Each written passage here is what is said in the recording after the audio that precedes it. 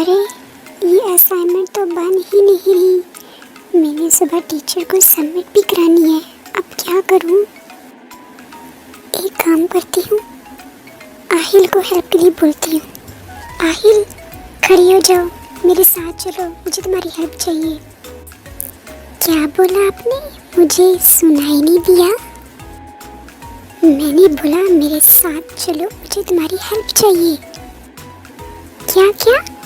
ज़रा दोबारा बोले, मुझे समझ नहीं आई। रुको बेटा, तुम्हें अभी समझ आएगी। मामा ज़रा इधर तो आए।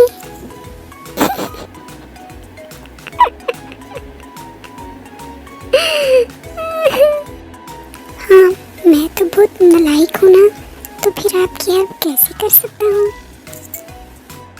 वो तो मैं बस यूं ही मजाक करती हूँ। मुझे पता है मेरा भाई बहुत लायक है, इसलिए तो हेल्प के लिए बोला है। हाँ जी, अब भर भर के मक्खन लगाए मुझे। मक्खन तो हमारे घर है ही नहीं।